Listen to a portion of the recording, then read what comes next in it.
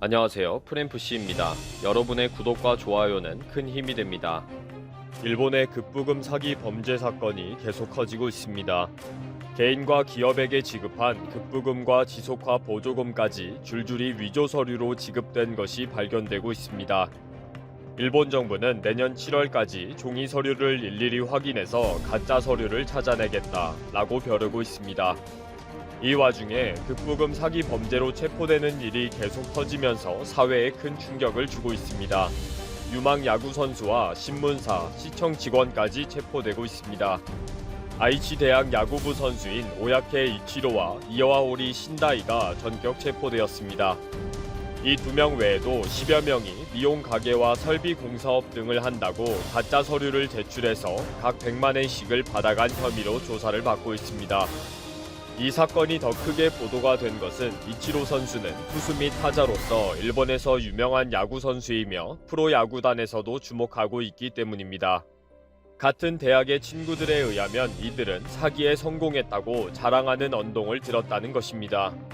또 야구부의 투수 코치는 프로야구단의 스카우트도 주목하고 있는 선수이다. 그럴 짓을 할 아이가 아니라고 생각했다. 라면서 충격을 받았다고 합니다. 이번 사태에 대해 아이치 대학의 학장도 학내 규정에 따라 엄정하게 처벌하고 재발 방지에 노력하겠다라고 사과를 했습니다. 경찰은 학생들에게 접근한 범죄 조직을 추적하고 있습니다. 최근 들어서 학생들이 줄줄이 체포가 되고 이치로 선수 등의 체포 소식까지 언론에 대서특필되면서 많은 대학생들이 불안해하고 있습니다. 많은 대학생들이 라인 채팅을 통해 접근한 범죄 조직의 권유에 넘어가서 줄줄이 개인정보를 넘겨주고 수수료로 50만엔, 약 550만 원을 챙긴 것입니다. 학생들은 나는 수수료를 받지 못했다, 속았을 뿐이다, 돈을 돌려주면 되느냐, 잘못했다, 후회한다, 라고 아우성이라고 합니다. 4일자 아사히 신문의 보도에 따르면 C19 급부금 사기 범죄를 저지른 자들이 계속 자수를 하고 있으며 나도 체포될 수 있는가? 라는 상담 요청이 줄을 잇고 있다는 것입니다. 많은 상담의 대부분은 학생 등 청년이며 개인 사업자로 위장해서 가짜 서류를 제출하고 100만엔을 수령한 후에 10만엔부터 60만엔까지의 수수료를 받은 경우라고 합니다. 변호사 사무실에는 두렵다 라면서 자신이 받은 수수료를 들고 상담하러 온 사람도 있다고 합니다. 또 지역의 유력 신문사 직원까지 급부금 사기 사건에 적극 가담하다가 체포되었습니다. 오키나와 타임스의 직원은 부정수급 방법을 배워서 총 180만엔, 약 1986만 원을 부정수급받았고 가르쳐준 남성에게 수수료로 5만엔을 줬습니다. 또 도와준 세무사 사무실에도 수수료 10만엔을 지급했습니다. 그리고 이 직원은 계열 회사의 직원들과 지인들에게 부정수급 요령을 가르쳐줬다는 것입니다. 현재 오키나와 경찰은 범죄 혐의가 있는 세무사 사무소 등 여러 곳을 압수수색했으며 약 2,000건을 다룬 세무사는 폭력 조직과의 연계도 의심하고 있습니다. 억 단위의 대규모 부정수급이 확인이 되어 100여 명을 추적하고 있다. 신속한 수사를 진행 중이다. 라고 발표했습니다. 지금 오키나와 현의 부정수급 사건이 언론에 대서특필되면서 60대 여성 등 많은 사람들이 경찰서로 찾아와서 나도 부정수급했다. 라면서 자수를 하고 있다고 합니다. 오키나와 타임즈에는 오키나와 현의 명예를 더럽힌 신문사를 폭발하겠다. 라는 협박 전화도 걸려와서 로비에서 진행 중이던 특별 전시회를 조기 종료하기로 하는 등의 혼란도 생겼습니다. 또 시청의 감사국 공무원도 사기 범죄를 주도하다가 체포되었습니다.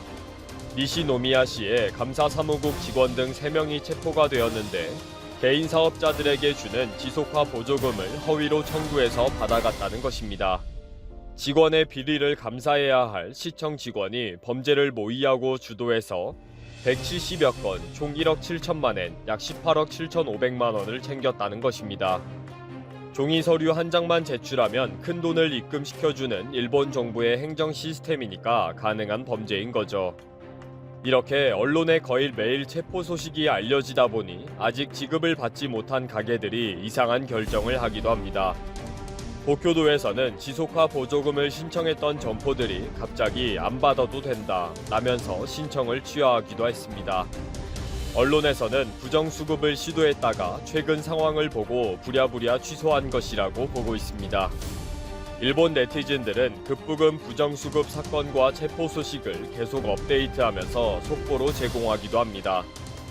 수법들과 체포들을 알리면서 좋게 말할 때 자수해라, 정부에서 계속 서류를 대조하고 있다, 언젠가는 다 나온다 등으로 알리고 있습니다.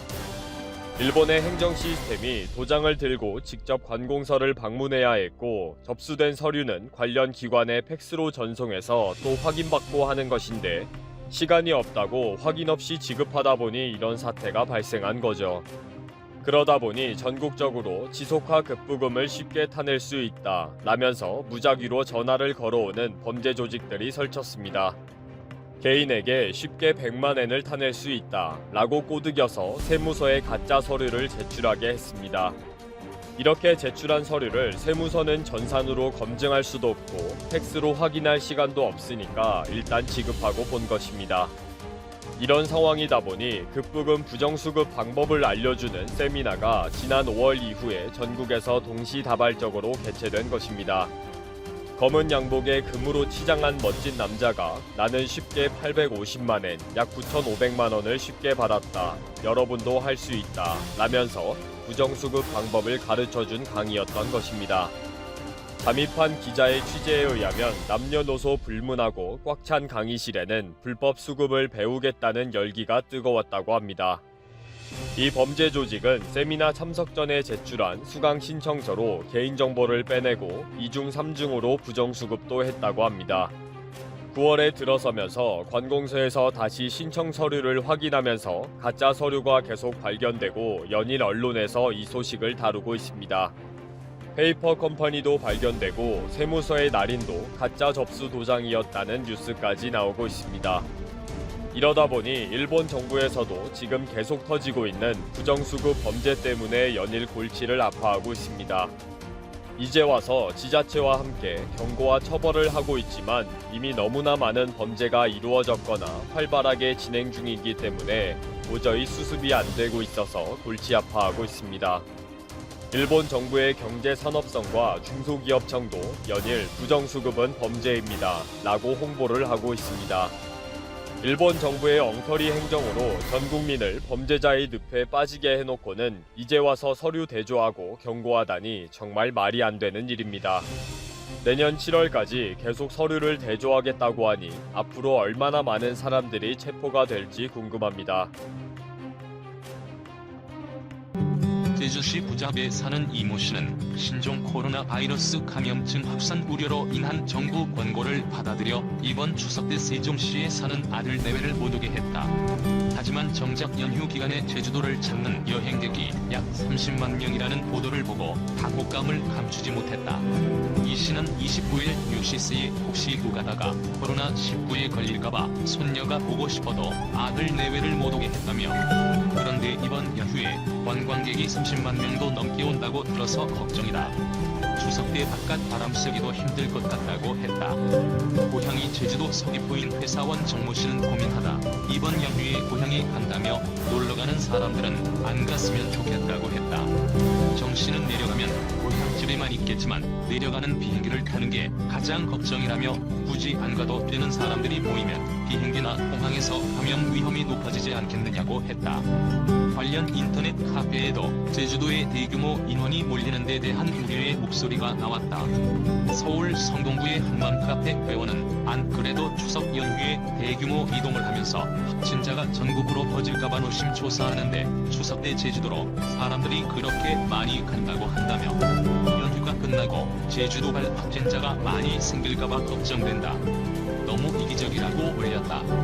경남 김해의 한 지역 커뮤니티 회원은 추석 연휴 기간 제주도 비행기와 렌트카 예약률이 높다고 한다며 가족 방문도 자제하자고 하는데 연휴를 틈타 놀러가는 사람들이 있어 추석 이후 확진자가 얼마나 쏟아질지 걱정이라고 했다. 전문가는 마스크 쓰기, 거리두기 등을 철저하게 지킬 것을 주문했다. 김우주 오대구로 병원 감염내과 교수는 서울에 있든 제주도에 있든 농촌에 있던 중요한 건 항시 경각심을 염두에 두고 수칙을 잘 지켜야 한다는 것이라며 증상이 없다고 해서 안전한 게 아니다.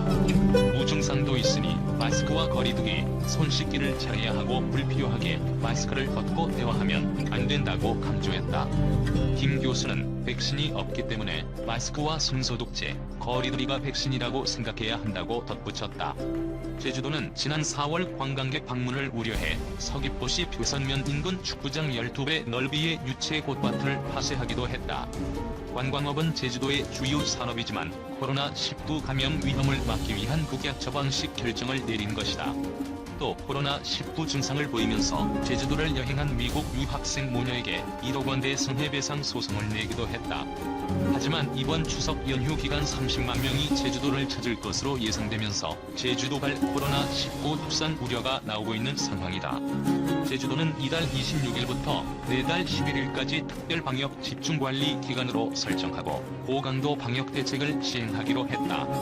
이 기간 공항이나 항만을 통해 제주도 들어오는 입도객은 모두 체류하는 동안 방역 수칙을 의무적으로 준수해야 하며 위반하면 강력한 제재가 부과된다.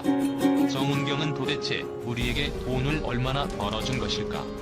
모두가 안다. 올해 성장률 전망은 어둡다. 1929년 대공황 수준이다. 일본은 5.8%, 영국은 9.5%, 프랑스는 10.1%다. 우리와 경제 규모가 비슷한 이탈리아와 캐나다, 호주, 러시아 모두 운두박질 쳤다. OECD는 올해 한국은 1.0% 성장할 것으로 전망했다. 이렇게 되면 올해 말에 우리는 GDP 규모가 9억 원 더 올라선다. GDP 대비 세계 7에서 8위의 경제대국이 된다.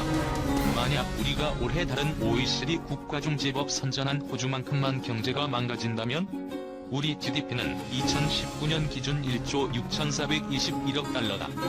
여기에서 사라지는 4.1%를 돈으로 환산하면 673억 달러쯤. 우리가 한 해 생산한 부가가치 79조 1천억 원 정도가 허공으로 사라진다. 이 중 절반이 정은경 총장과 우리 중대본이 잘해서 지켜낸 것이라고 가정해도 40조 원가량이다. 비교적 선방한 경제는 눈에 보이지 않는 수많은 비용을 줄인다. 코로나로 나락으로 떨어진 가정이 10에서 8로 줄었다면 의료비도 그만큼 줄었을 것이다. 코로나로 직장을 잃은 근로자가 10명에서 7명으로 줄었다면 음주운전으로 인한 사회적 비용도 그만큼 줄었을 것이다. 한강공원이 개방되면서 더 팔린 치킨의 매출은 전 세계에서 프로야구가 가장 먼저 재개되면서 얻은 효용과 당정이 삼성 반도체 공장이 멈춰서지 않으면서 찍힌 기회비용은 얼마나 될까? 지난달 우리 정부는 외환 보유고를 더 채워넣기 위해 해외에서 외평채를 발행했다. 유로 채권 시장에서 5년 만기로 7억 유로를 발행했다. 그런데 마이너스 금리로 발행됐다. 그런데 이자율이 마이너스 0.059%다. 한국 정부가 9,572억 원을 빌리는데 돈을 빌려주는 채권자가 오히려 우리 정부에게 이자를 준다. 더 쉽게 말하면 우리 정부가 7억 200만 유로를 빌리고 10년이 지나 7억 유로만 갚으면 된다. 물론 사상 처음이다.